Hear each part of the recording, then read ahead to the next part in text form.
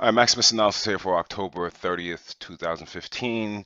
Sorry about not getting the video out to you guys yesterday. I was just a little bit tired, quite honestly. But let's go to today. And we see we have this measured move that we were talking about basically from this swing up, right? So we put it here and we see that it's actually, well, not turning. I mean, I don't know if this is the top or not. It just happened to I just think that this is the run and this is the midpoint of the chop.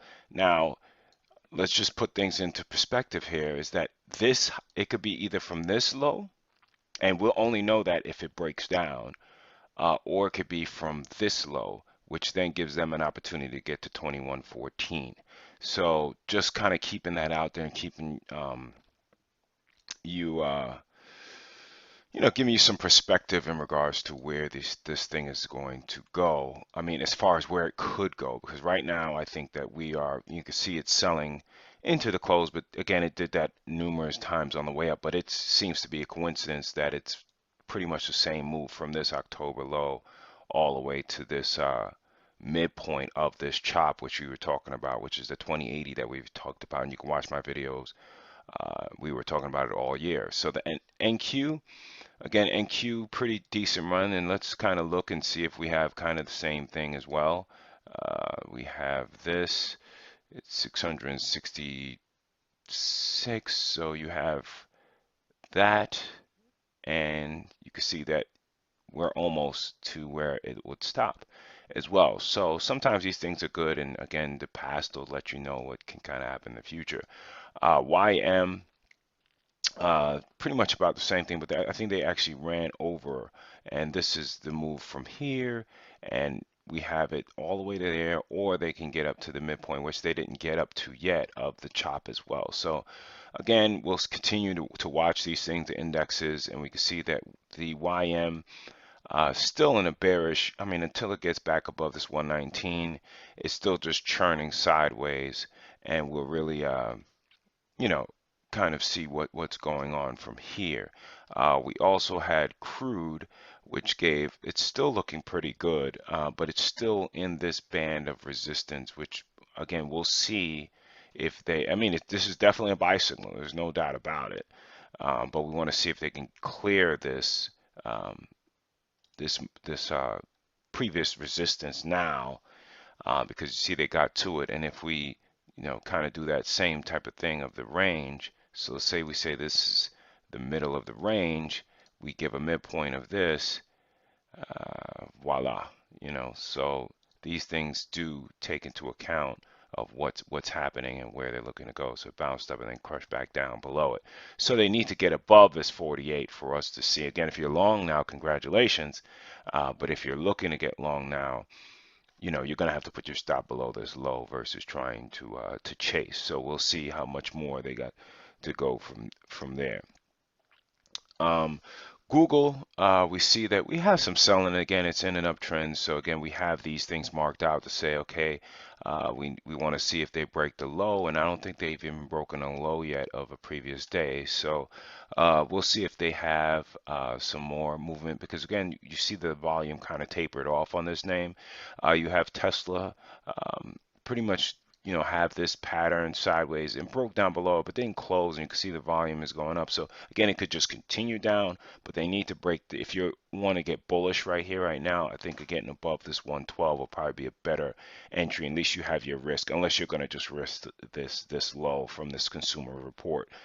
You have Facebook pulling back, and again, it's just a hell of a run. So there's nothing um, bad about having a pullback like this. It's just how deep will it go. Now, Twitter, very weird action because of how much it moved this earnings. And so it gapped down, came all the way back up, and they gave the whole thing back. It just feels so manipulated. But listen, I'm trading the market here, so I got to be a big boy and understand these things happen. So again, also you have the 120 mark pretty much getting tapped, and now we want to see if they're going to continue, or you're going to get some type of pullback coming in. So remember to not forget about the prior price action, and they're right back over here. So just make sure you look to the left, and you can see it right here.